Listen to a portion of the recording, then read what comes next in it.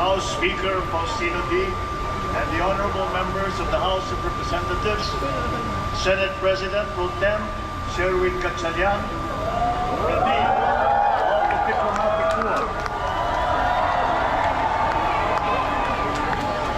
the Dean of the Diplomatic Corps and the Apostolic Nuncio to the Philippines, the Most Reverend Charles John Brown, and their Excellencies of the Diplomatic Corps, honorable members of the Cabinet, Manila City Mayor Isko Domagoso, AFP Chief of Staff General Romeo Browner and the Major Service Commanders, PNP Chief General Jose Melencio Nartates Jr., Philippine Coast Guard Commandant Admiral Ronnie Hill Caban, First Lady Luis Araneta Marcos, my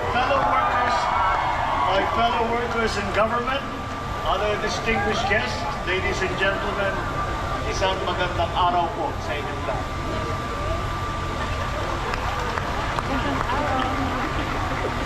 Sa araw na ito, ginugunita natin ang ika-128 anibersaryo ng proklamasyon ng kalayaan ng Pilipinas.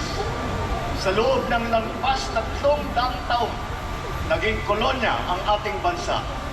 Sa ilalim ng pamumuno ng dayuhan, dinanas ng ating mga ninuno ang kahirapan, kawalan ng katarungan at pang-aapi.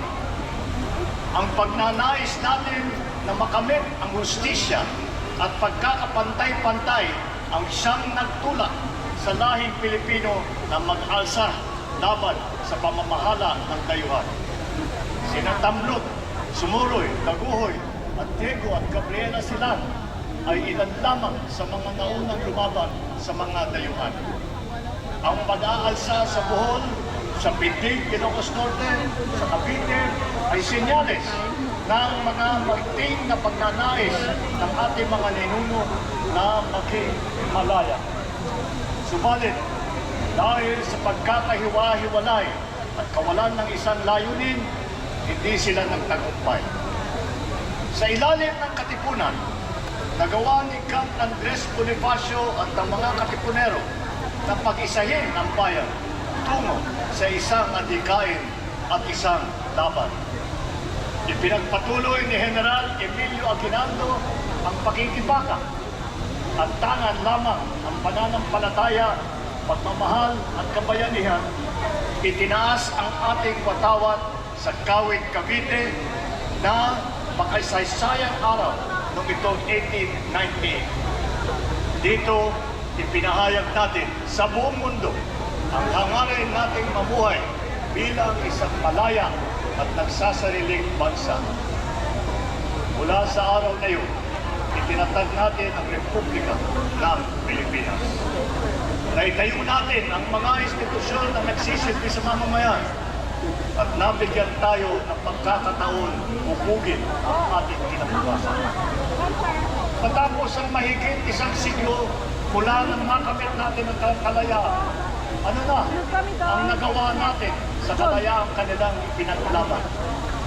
Sapagkat hindi sapat na lingunin lamang natin ang nakaraan, kailangan magsilbing pundasyon ang mga aral nito sa ating kasalukuyan at sa ating kinabukasan.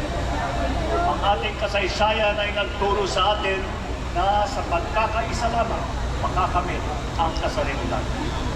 Na ang tunay ng mga pinuno ay yung nagsisasakripisyo ng sariling interes para sa ikabubuti ng bayan. Na ang kalayaan ay dapat na inaalagaan. Gamitin natin ang mga aral na ito upang mapaunlad ang ating bansa at mapalawin ang ating kasarilan. Maraming hamon sa ating kalayaan at kaunlaran. Nandyan ang mga katiwalian, pagkakakanya-kanya at kahirapan. Nandyan din ang mga pandaigdig na kaganapan at banta ng tinatawag na climate change at kalikasan. Ngunit sa kabila ng mga ito, nananatili ang ating paniniwala at pag-asa sa galing, sipag at kabutihan ng ating lahi, ng lahing Pilipino. Sa maraming pagkakataon na ipakita natin ang ating kakayahan na manindigan para sa tama, na magmalasakit sa kapwa, na bumangon sa harap ng pagsubok. Lalo na sa panahon ng kalamidad, na ipapakita natin ang ating pagkakaisa, pagtutulungan at ang ating malasakit. Sa bawat Pilipino, ito ang aking panawagan. Huwag po tayong mapagod na mahalin, piliin at ipaglaban ang Pilipinas. Palalim natin ang ating kamalayan, maging mapaguri sa katotohanan. Gamitin natin sa tama ang ating kakayahan, hindi sa masama. Lumaban ng patas sa araw-araw, huwag pagsamantalahan ang pinagpaguran ng iba. At piliin natin ang ikabubuti ng bayan laban sa interes ng iilan. Kung mananatili tayong tapat sa mga adhikaing ito, matitiyak tayong magmamana ang mga susunod ng henerasyon ng isang bansa na mas matatag, mas makatarungan at mas maunlad. Tandaan natin na ang kapayapaan, kasarinlan at kalayaan na ating tinatamasa sa ngayon ay tinubos ng dugo ng mga nauna sa atin.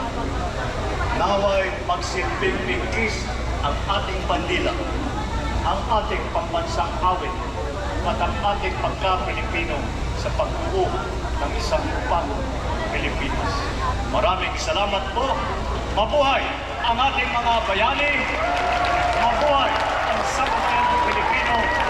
Mabuhay ang Republika ng Pilipinas.